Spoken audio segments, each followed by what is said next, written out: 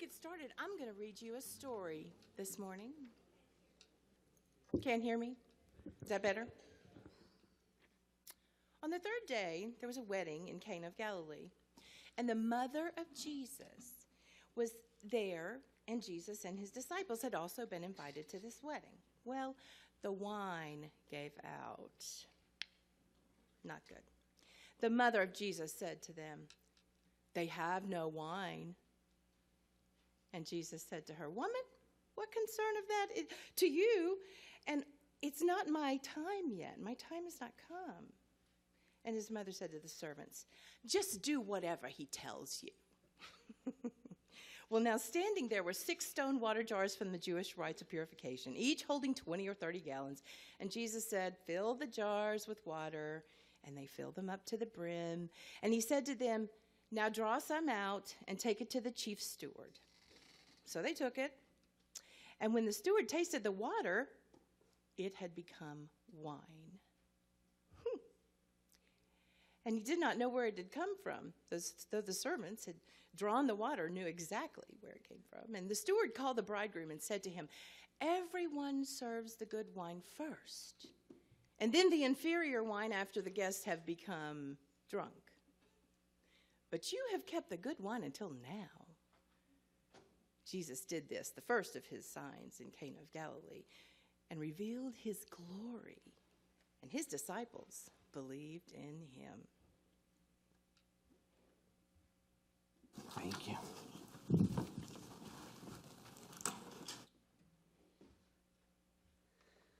Well, this morning, I'm glad to have you all here at 11:11 celebration. And this morning, we are operating San's band director. He is out of town this weekend, and so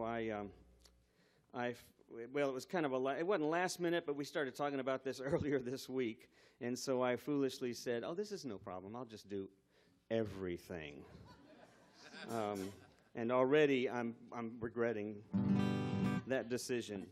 But at least we kind of made it a little straightforward for ourselves, so I don't have to do too much. A number of people already asked me, said, "Aren't we doing a David Bowie song today? I mean, this is 11:11. That was David Bowie, and we've done it." And yes, we will. Brad will need to be in charge for that. So come back next week. We will do a David Bowie song. I invite you to register your attendance here. If you're visiting with us for the first time, we're really glad that you're here. Hope you'll make note of that as well, so we can be in touch with you and say thanks. And then if you're first time here, we have CDs of the band. Invite you to go back in the back afterwards and ask Austin for a copy of one of those, the band's music over the years. And then a couple of quick announcements. I've decided tomorrow we're going to put off this Monday's Wine and Wishful Thinking. It's Martin Luther King's holiday, and also I am going to be tied up all evening with music director search committee meetings, and so it's just going to be a really difficult day. So we're going to do that. We'll put that off and start back up again 1st and 3rd of February. And then the other thing is the improv class, and I hope you'll take note of that, and I hope that you'll keep up with the emails that come out about it. We had a lot of fun, 20 or so people last time. It's an exciting fun. It just is crazy. We'll have some folks come up and do some things just to also entice you a little bit. But if you haven't done it, think about signing up. It's free, and the instructors are great. Chuck Chandler, who's been through a number of training semesters with the 4-day weekend, and then Wynn LaRue, who's been with training both there as well as in Chicago and elsewhere, and so we're just really grateful to have her involvement. So hope you can join us for that.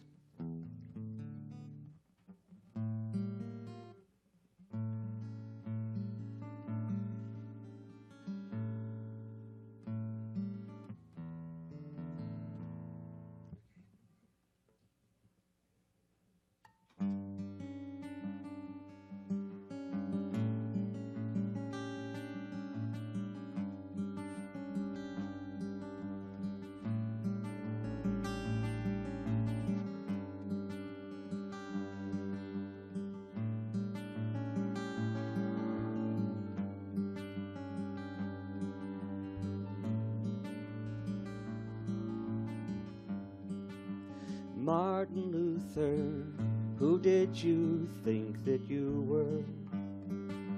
Appointed by some higher up,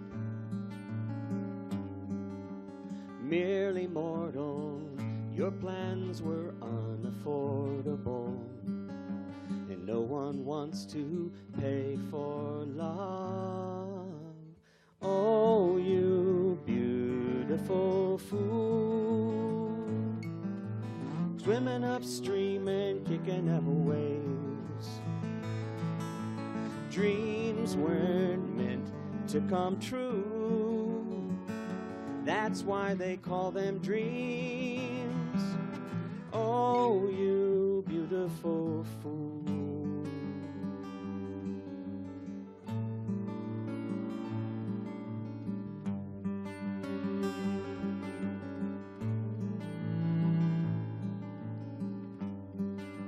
Walter Cronkite preempted Disney one night, and all us kids were so upset. We thought that you were a trouble instigator, marching through our TV set. Oh, you beautiful fool, swimming upstream and kicking up waves. Dreams weren't meant to come true.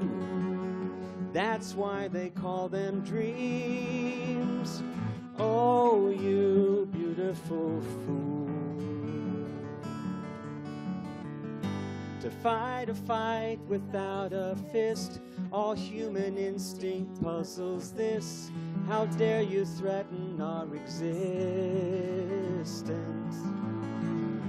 Mahatma Gandhi, Jesus Christ, history repeats itself so nice. Consistently we are resistant to love.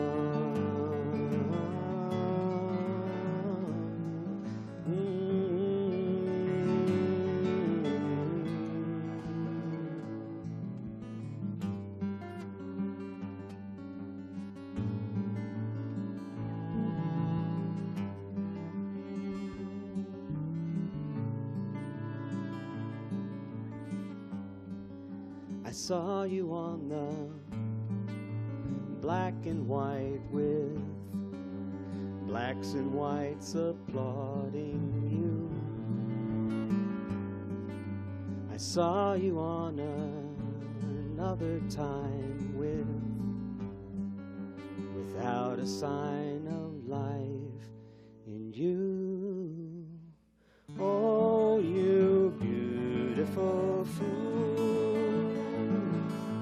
swimming upstream and kicking up waves. Dreams weren't meant to come true. That's why they call them dreams.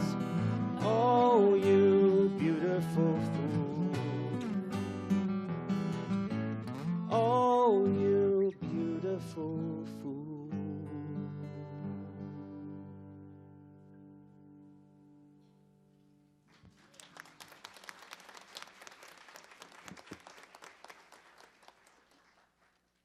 Okay, this was the hard part. Actually, no, you can start without me. Yes. Okay, yeah. So this morning we're thinking of Martin Luther King, but we're also thinking of this strange, amazing story which we sort of pass over unless you've gone to a wedding, right? It's almost always a wedding story. We almost always use it at weddings. I use it practically every single time. But yet there's something else here that occurred to me. I wasn't going to go with Martin Luther King, I mean, other than, of course, acknowledging, but because David Bowie's death was kind of affecting a lot of folks. And then I thought, that this story is really all about Martin Luther King. Not just that, it's a lot bigger. And that's what suddenly occurred to me as I started thinking about it. I want to think about the big wedding feast. Let's all stand for a prayer. Let's pray. Holy One, we are always in your presence. How easily we forget the wonder and the amazement that we live in from moment to moment. How easy to get caught up in such small visions. But we are grateful for the chance to be here as community, to be here with one another, to have this opportunity just to be present. Open our hearts and our minds as we seek to be a part of this great and amazing vision. Amen. So I invite you to join with us as we sing this song, Wake Up, and Lori will kick it in.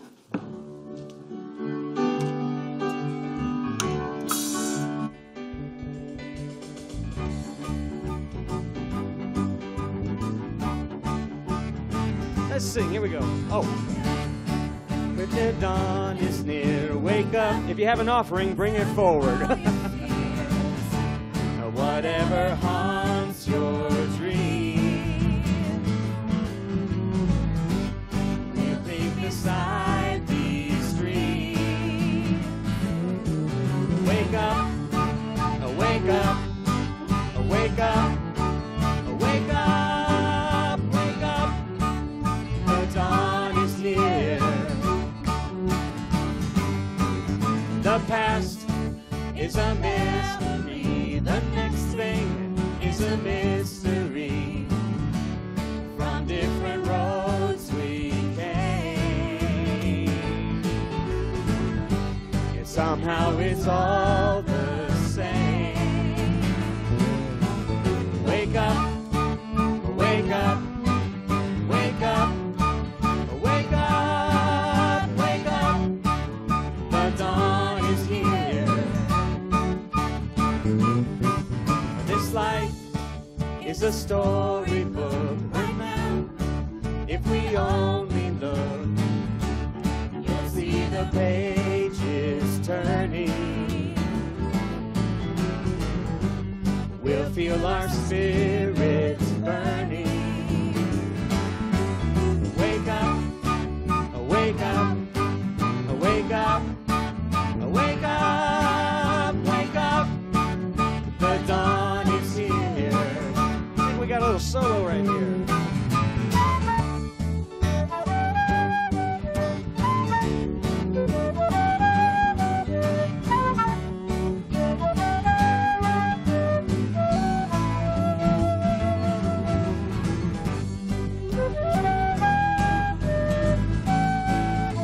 Here we go.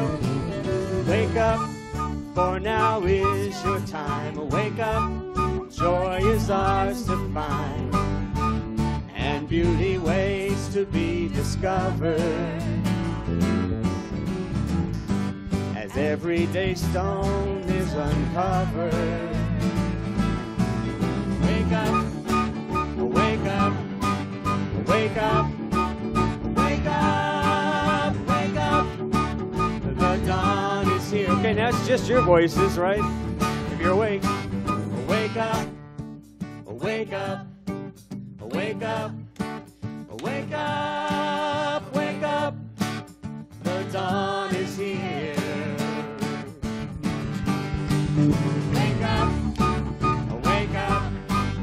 Wake up. Wake up. Wake up. The dawn is here. We gotta sing it one more time. Wake up, wake up, wake up, wake up, wake up, the dawn is here.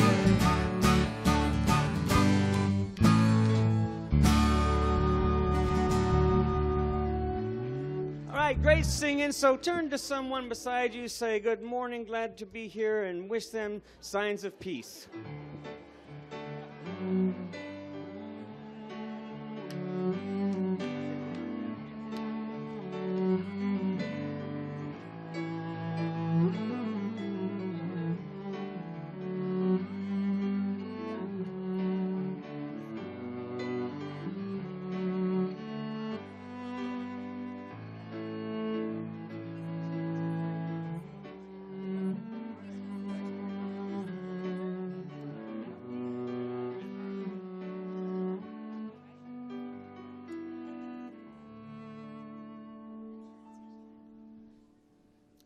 So I forgot that there was a gift of story moment from the last Sunday that was in there, so we'll go ahead and throw a story in here real quick. And it involves you. This is a participatory moment in the program.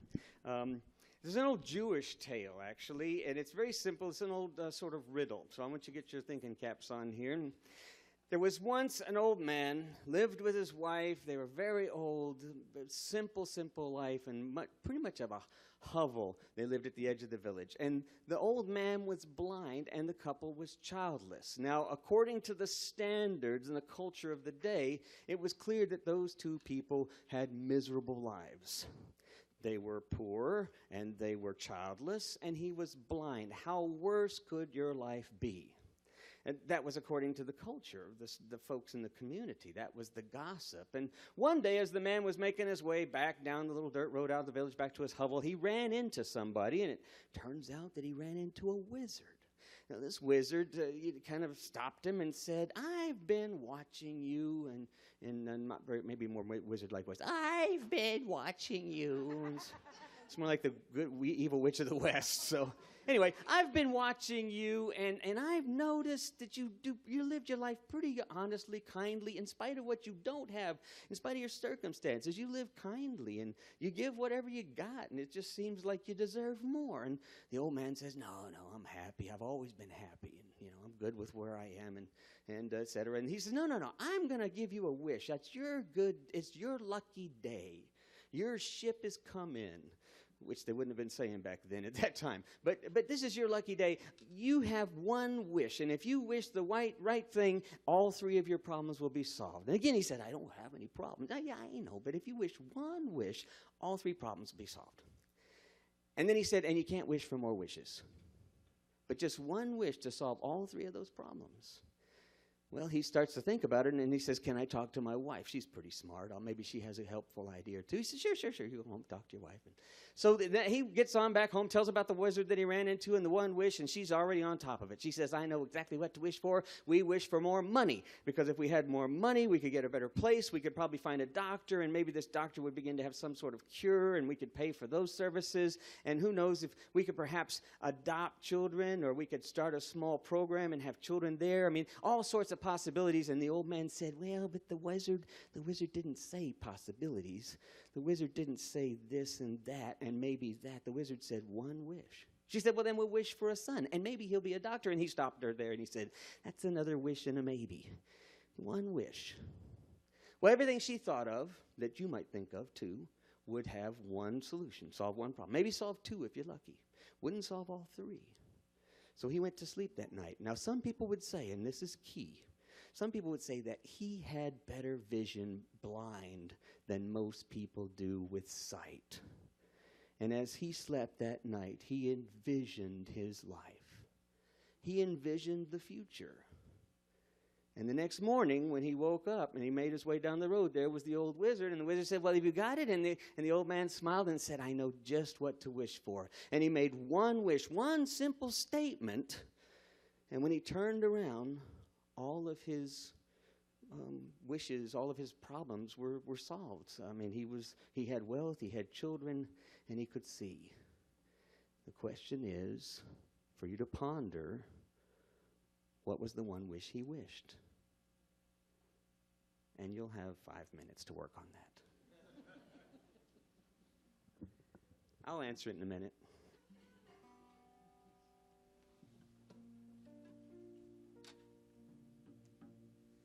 In just a minute, we're going to invite you into a time of prayer, our Kairos time.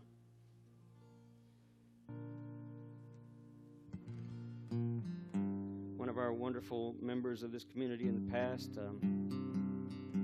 Elizabeth Wills, wrote this song. All right, here we go.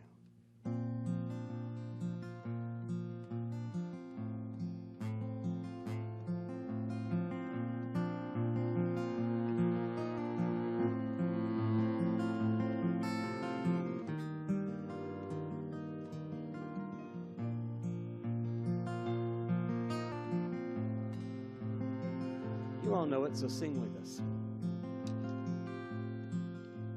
Love, hear my voice through the silence and the noise. Peace is welcome in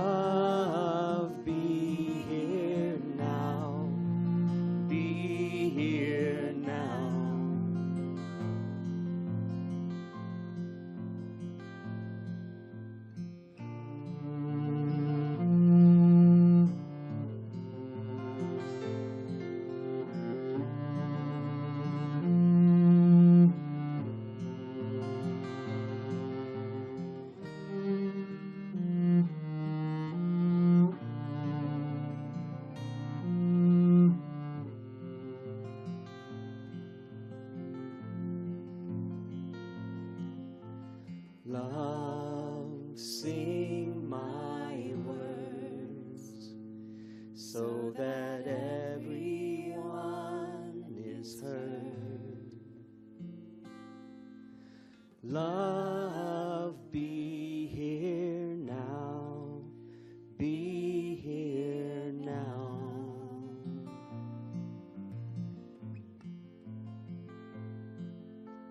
Love is all around, it's all around.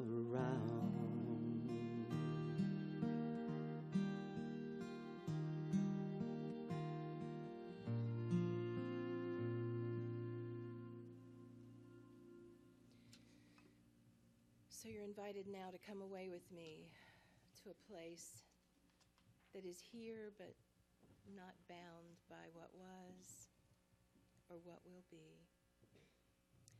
I invite you to join me in this place of breath and peace, feeling safely settled in your chair, still yourself, feeling the earth beneath your feet in safety and in peace.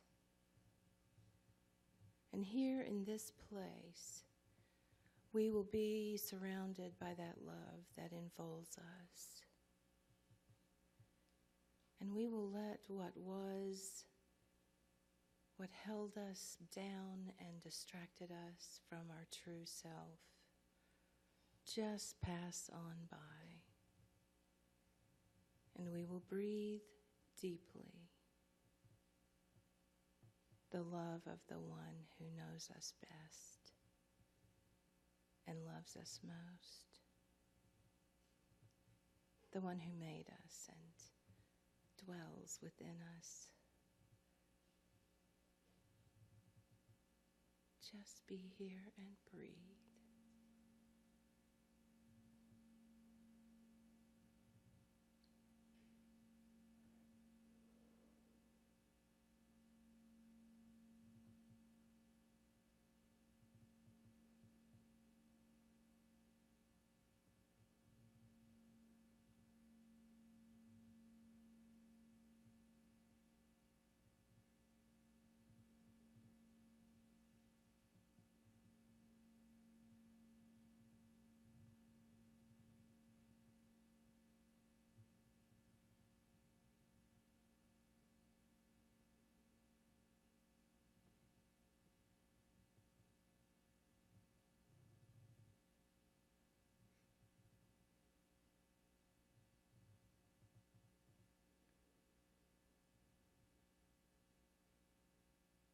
Let yourself hold this moment in your heart. Let it give you strength and peace. And let the love that never lets us go shape your identity. Let the breath of shared moments like this link us one to the other. And just be who you are, for it is beautiful. Amen.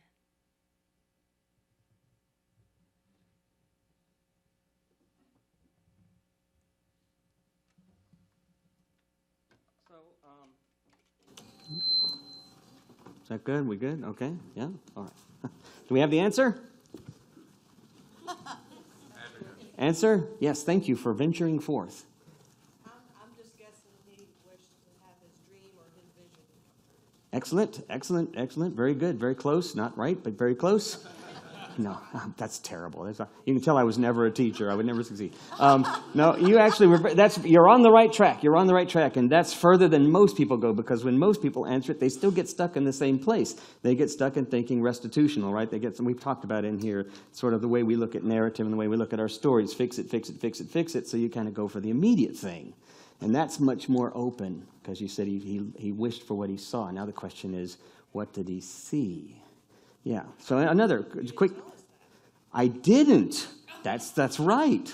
That's right. I just left you to figure it out. Yeah. Yeah. We said everybody Everybody would have what they would need. And that, too, is a great answer. I failed to mention at the very beginning that he said you can't wish that everybody would just be happy. You can't do the beauty queen response. The wish for everything to be good. But it is a great response. Boy, don't we use that most of the time anyway in so many different ways, right? We do that. Yeah, what do you think? Everybody have more time. Everybody have more. Oh, that's out of the box. Yeah, that's out of the box. I like that. That's never been suggested. I've done this all over the country for years and years. I like that. Everybody have more time. Nice. Yeah, I wonder if that could be fun to play with. But anyway, that wasn't what he wished for, but that was because, again, it was very specific to the problem. I'll give one more guess, and I'm going to answer it so we can move along here, but it fits into what we're talking about. Yes? He wished to be a wizard himself. Sorry? He wished to be a wizard himself. He wished to be a wizard himself. That kind of plays into the no wishing for more wishes. Yeah, but yeah, that would be good. Yeah, I should be much more specific. The wizard's like, not this, not that, not that, not that. Okay, all right, I'm going to tell you. He said, the old man said, I wish to see my great-great-grandchildren playing with me on the front lawn of our fine home. You're going, that's cheating. He simply saw the whole thing and wished for what he saw. But it didn't stop there, because you remember what he said in the very beginning. He was always happy. So he had his sight, and he had his great-grandchildren, and he sold his house and gave the money away and moved back to a smaller space. But that's kind of what this story is all about. It's about how we see things. It's about how we envision things. Now, my grandfather, if you read my blog, my grandfather was a doctor, and he was an old-school farm kind of doctor, even though he was here in Fort Worth and went to what was originally the Fort Worth School of Medicine, which is now off of, what's that, and I'm going to forget.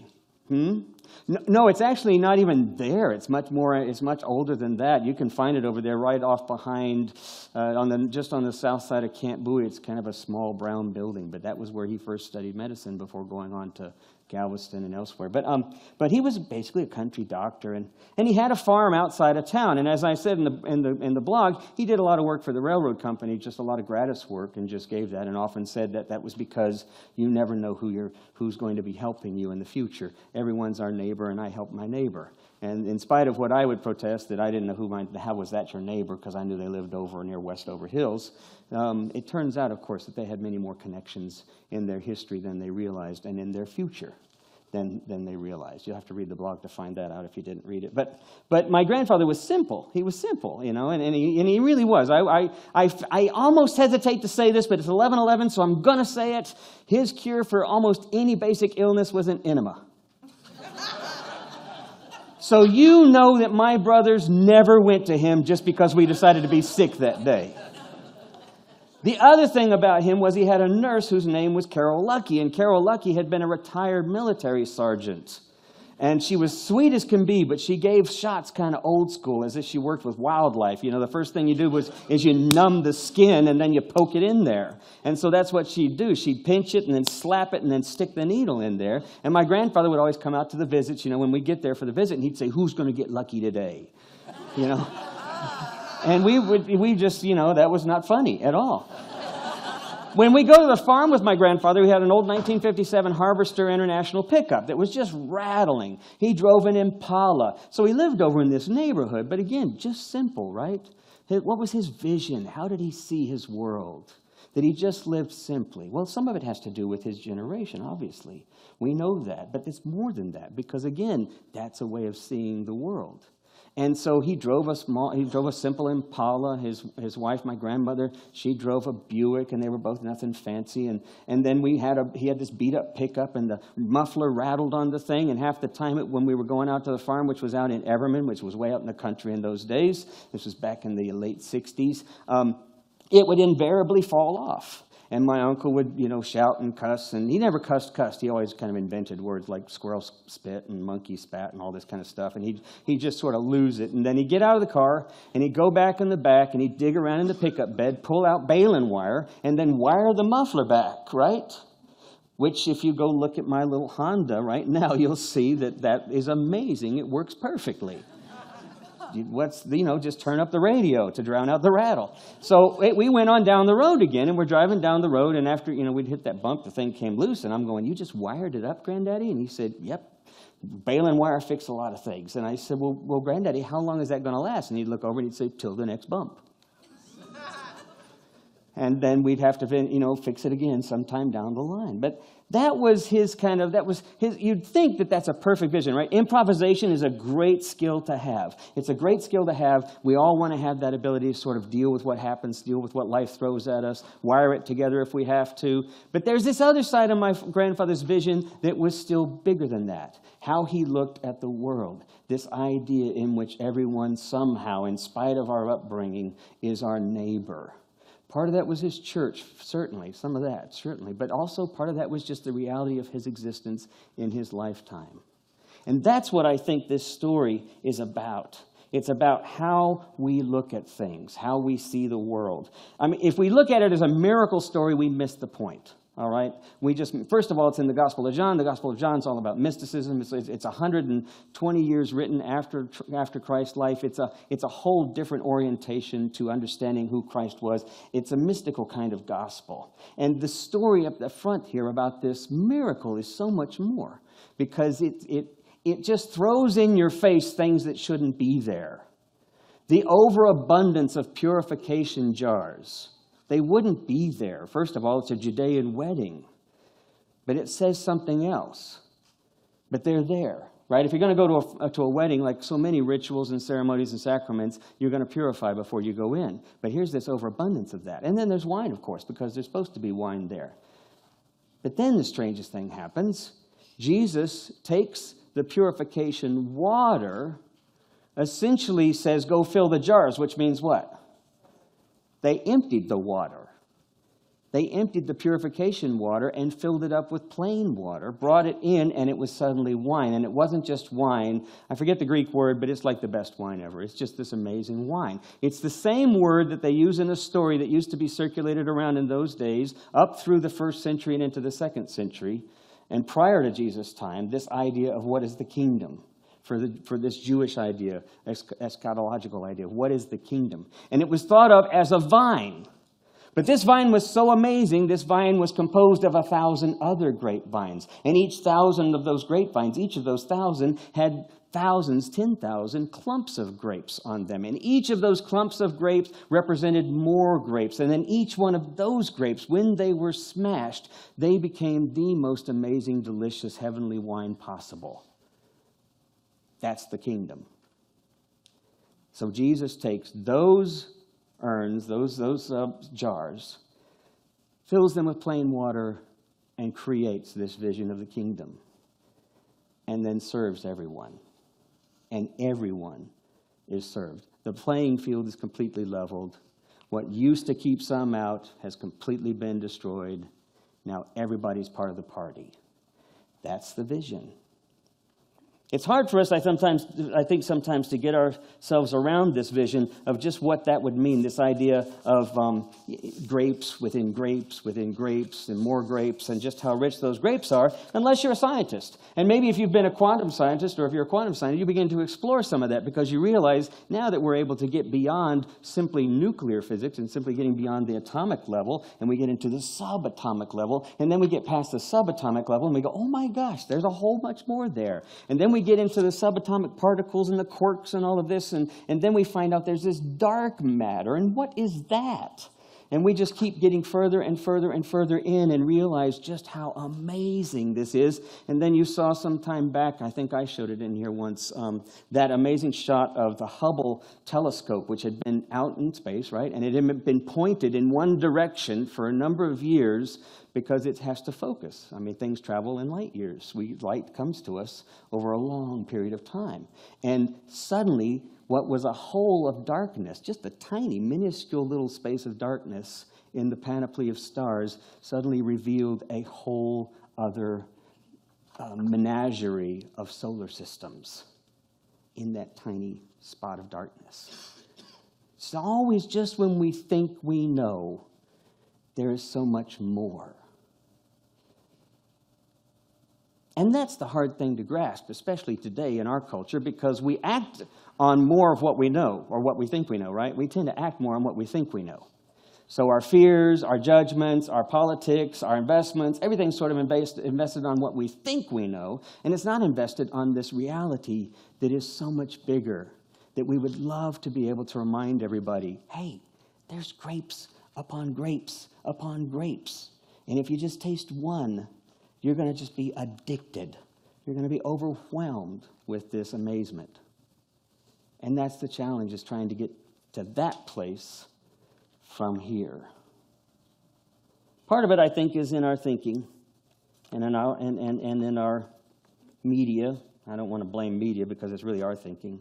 I want to read this poem by Rainier Maria Wilkie. I love his writings, and this is a short little poem called A Walk. My eyes already touch the sunny hill, going far ahead of the road I have begun, so we are grasped by what we cannot grasp.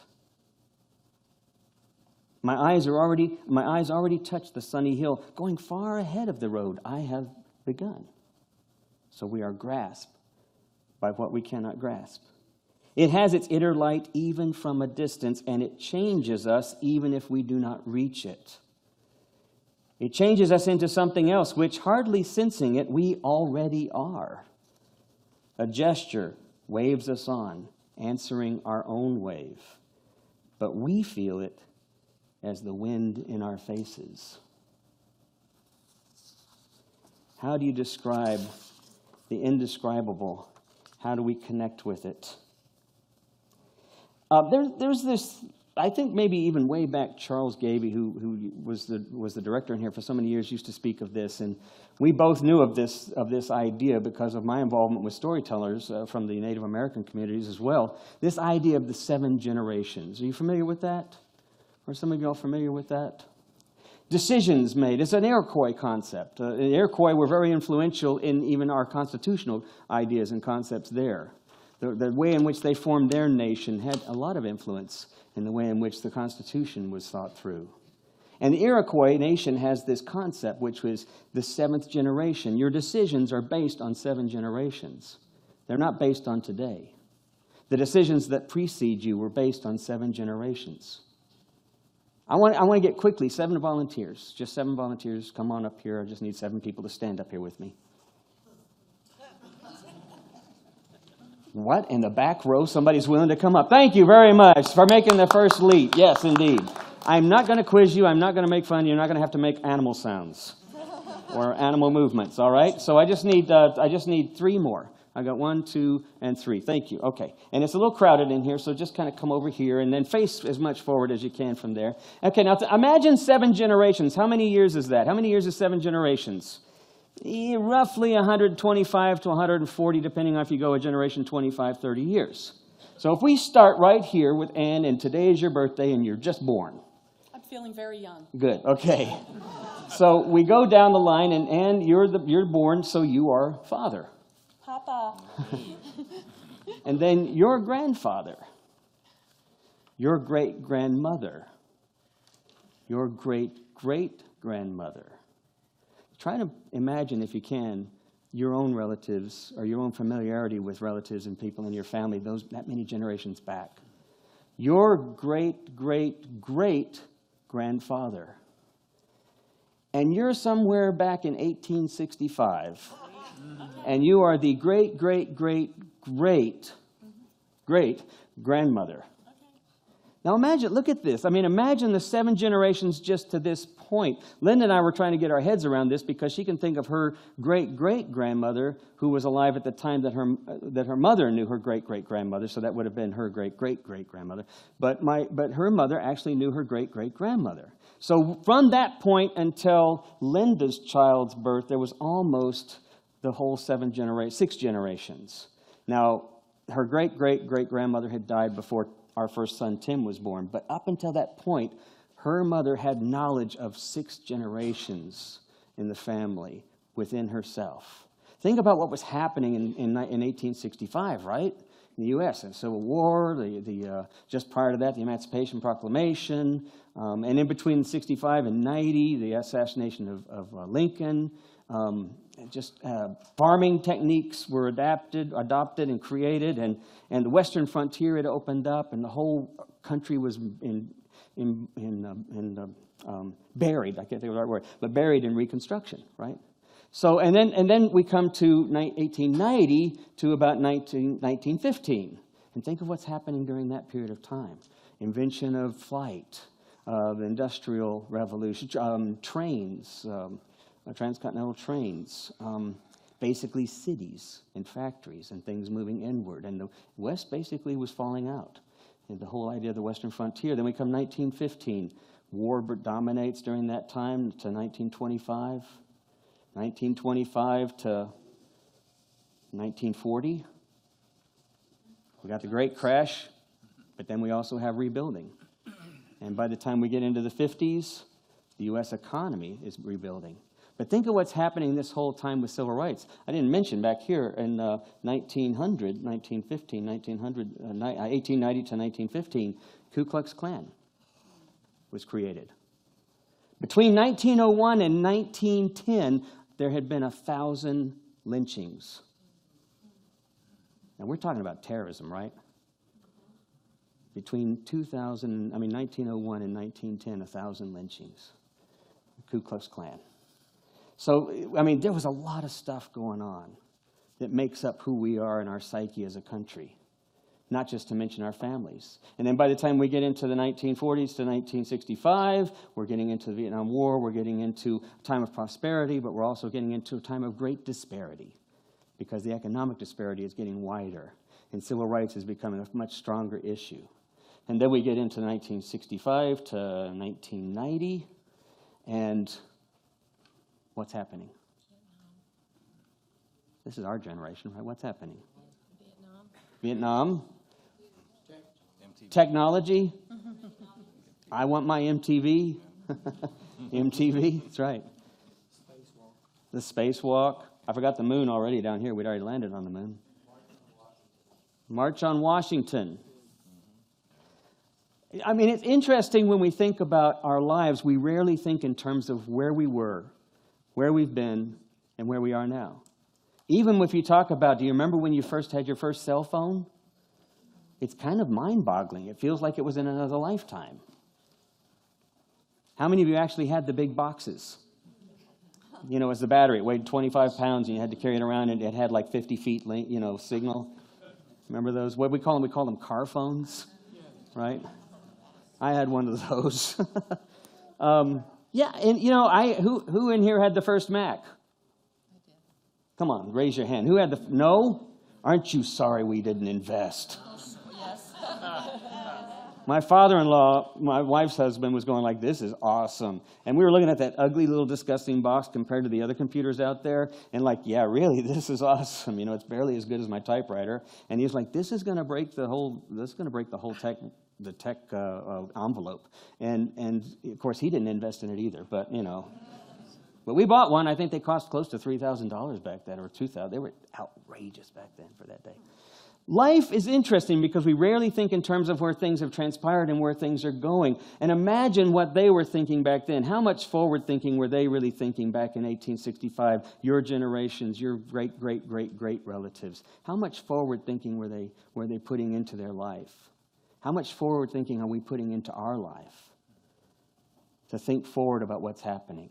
Thank you all. Y'all can have a seat. Thank you very much for standing up here. We can give them a hand just for standing up here.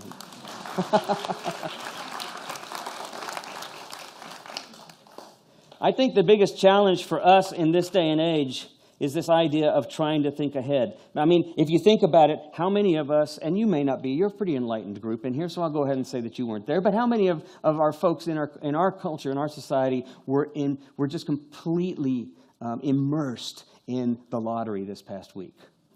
Right? How much was it? Most of us know that. Who's the Speaker of the House? You know how much money was in the lottery more than you know who the Speaker of the House. That's true. That's going to be true for most people in our country.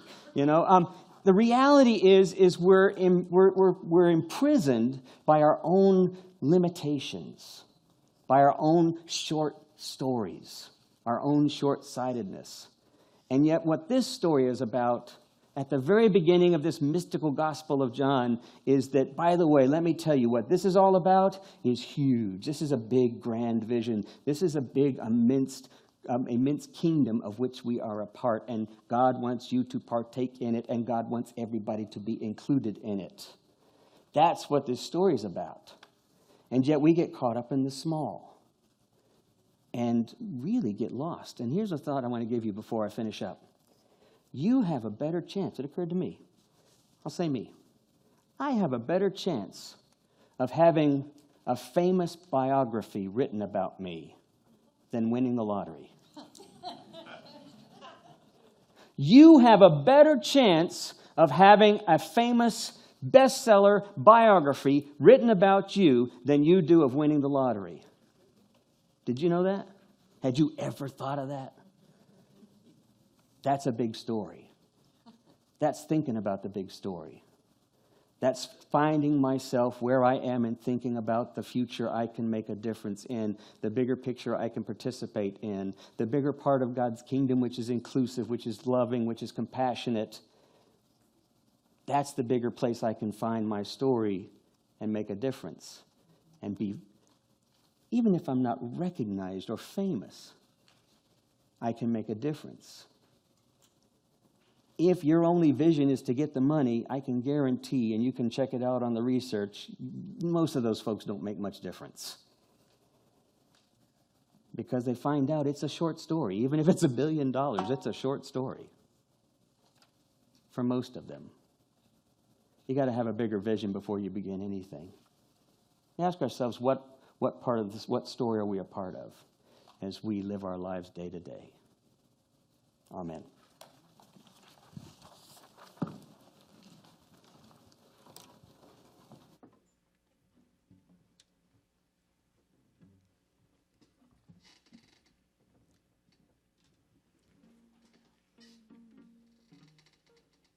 Okay, I have a thumb pick in here somewhere. Why is it on the table?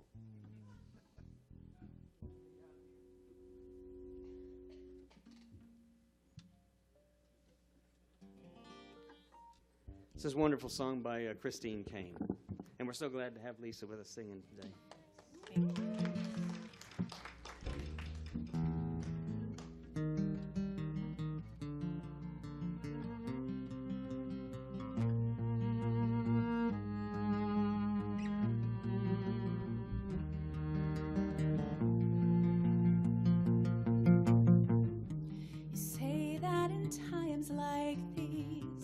Driven down to your knees, looking around and grieving what peace there was.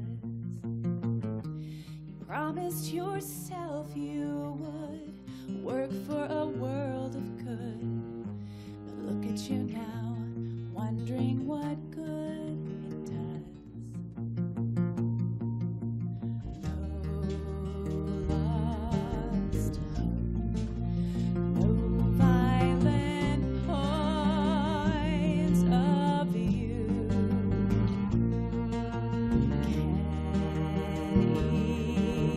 erase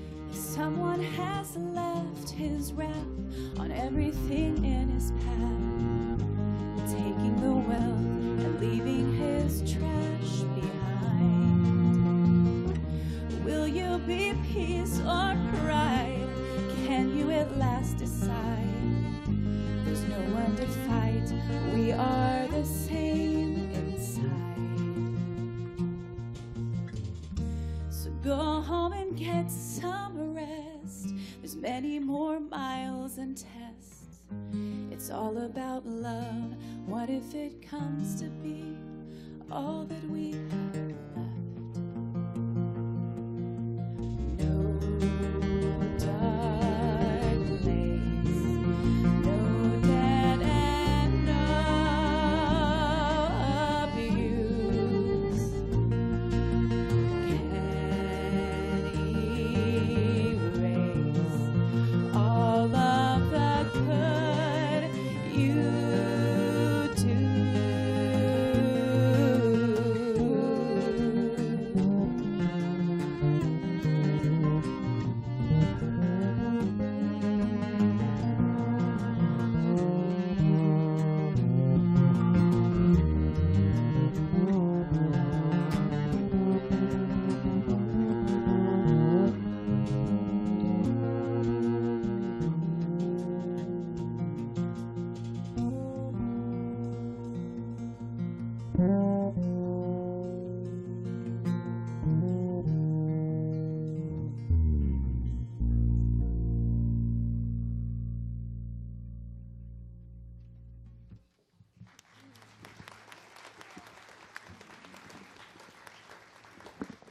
No dark place, no debt or abuse can erase all the good you do. Let's all stand for a blessing together.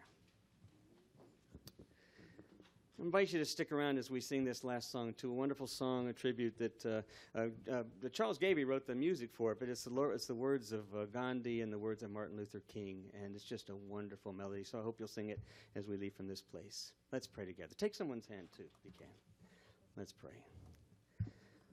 Holy One, as we leave this place, bless us as we seek to find the greater story in which we can be a part, as we seek to find the greater vision of which we can be a part.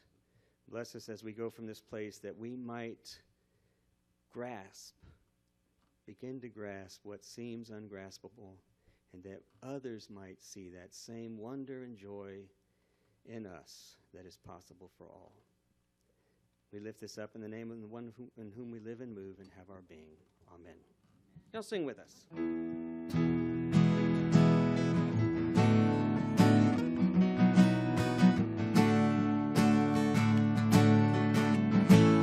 Here we go. Darkness cannot drive out darkness. Tell every child, woman, and man. Only light can drive out darkness. Only light can. Only light can. Hate cannot drive out hate. Tell every child, woman, and man. Only love can drive out hate. Only love can. Only love can. We must be the change we want to see. We must be the change. We must be the change we want to see. We must be the change.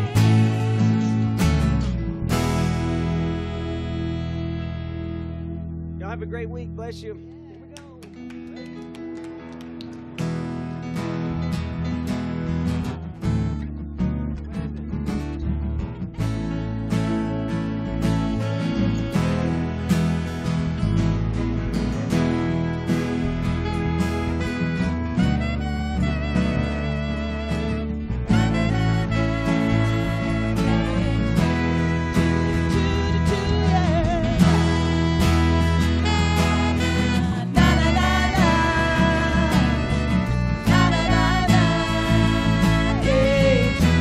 Judy, Judy, Judy.